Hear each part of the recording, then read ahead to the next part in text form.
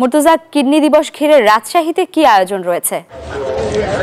লাইবা, এই মুহূর্তে আমরা আছি রাজশাহী মেডিকেল কলেজ হাসপাতালের সামনে। রাজশাহীতে কিডনি দিবসের এখনো কোনো কর্মসূচি শুরু হয়নি, তবে আমরা কিডনি বিভাগের কথা বলেছি, তারা বলেছেন যে হয়তো 10টার দিকে ছোট্ট আয়োজনে কিডনি দিবস উদযাপন করা হবে। আর রাজশাহী মেডিকেল কলেজ হাসপাতালের কিডনি ওয়ার্ডে 42টি বেড রয়েছে, সেখানে প্রতিদিন প্রায় শতাধিক রোগী কিন্তু চিকিৎসা নেন। এর পাশাপাশি ডায়ালাইসিস ওয়ার্ডে 17টি বেড রয়েছে, সেটি 3 শিফটে পরিচালিত হয়, যে কারণে 51টি বেড বলা যায়। সেখানে কিন্তু প্রচুর পরিমাণ রোগীর ভিড় রয়েছে, দীর্ঘ সিরিয়াল দিয়ে কিন্তু ডায়ালাইসিসের জন্য অপেক্ষা করতে হয় রোগীদের, এবং প্রায় 10 থেকে 15 দিন পরে কিন্তু ডায়ালাইসিসের সিরিয়াল পাওয়া যায়।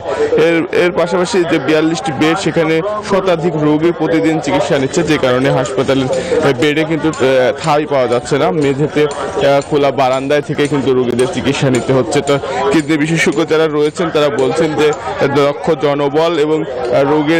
জনবল এবং যন্ত্রপাতির অভাবে কিডনি চিকিৎসা ব্যাহত হচ্ছে। যদি আরও বিশেষজ্ঞ চিকিৎসক এবং টেকনোলজিস্ট এবং উন্নত যন্ত্রপাতি থাকে, তাহলে রাজশাহী মেডিকেল কলেজ হাসপাতালে কিডনি চিকিৎসা আরও বেশি সুসম্পন্ন হবে এবং রোগীদের আরও দক্ষতার সহিত কিডনি রোগের চিকিৎসা দেওয়া যাবে। এবং এর পাশাপাশি চিকিৎসকরা কিন্তু সচেতনতার কথাও বলেছেন। তারা বলছেন যে সবসময় নিরাপদ খাদ্য গ্রহণ করলেও কিডনি রোগ থেকে নিরাপদ থাকা সম্ভব, এমনটাই কিন্তু বলছেন চিকিৎসকরা। এই ছিল রাজশাহী মেডিকেল কলেজ হাসপাতাল থেকে সর্বশেষ লাইভা। মুর্তজা, ধন্যবাদ আপনাকে। এই ঈদে জামা জুতো অ্যাক্সেসরিজের ডিসকাউন্ট।